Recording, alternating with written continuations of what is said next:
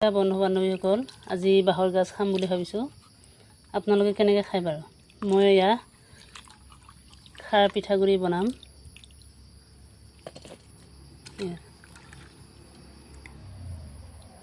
খাৰ পিঠাগুড়ি বনাই তাতে খাৰ অলপ দি দিম। ইয়াত দি পেলাই যেতিয়া উতলিব তেতিয়া পিঠাগুড়ি অলপ দি দিম।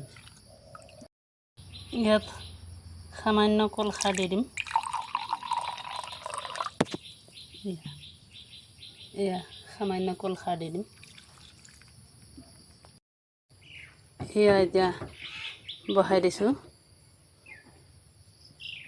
এয়া নিমখ দি দিছোঁ।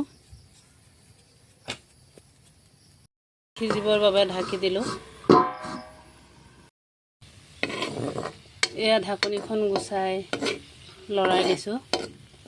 চাওক, ৰঙচুৱা কালাৰ এটা আহিছে। ইয়াত সদায় ভাজি শাক বনাই থকা হয় যে, সেইকাৰণে খাৰৰ লগত মিক্সাৰ হৈ এয়া ৰঙচুৱা বৰণ ধৰিছে হালধীয়া। পানী দি দিম।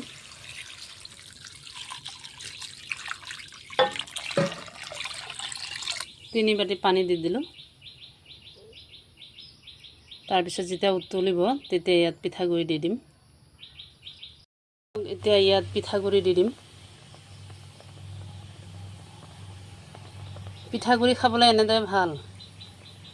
বহুতে বাৰু বাঁহৰ গাজ ভাজিও খায়। মই এনেদৰে প্ৰায় কুমলীয়া বাঁহৰ গাজ পালে পিঠাগুড়ি আৰু খাৰ দি বনাওঁ। খাৰ আমাৰ পেটৰ কাৰণে বৰ ভাল। পেট চাফা কৰিবৰ কাৰণে এনেকৈ খাৰ শাক খাব লাগে। আমি সদায় তেল খাওঁ। তেল খোৱাৰ ফলত আমাৰ কি হয়, আমি পুষ্টিহীনতাত ভোগোঁ। গতিকে এনেদৰে মাজে সময়ে সপ্তাহত এদিন হ'লেও খাৰ শাক বা 15 দিনত এদিন হ'লেও খাৰ শাক খাবচোন। আমাৰ পেটৰ যিবিলাক জাম সেইবোৰ নাইকিয়া হৈ যাব। একে খুন্দা নহৰু অলপ দি দিছোঁ। এয়া চাওক, নহৰু।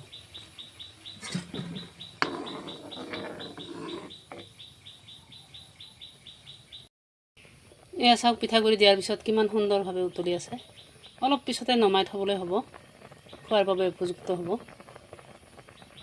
এয়া চাওক, বাঁহৰ গাজ আৰু খাৰ দি বনোৱা তৰকাৰী হৈ গ'ল, খাবৰ বাবে উপযুক্ত। এতিয়া নমাই থৈ দিম আৰু ভাতৰ লগত পৰিৱেশন কৰিম।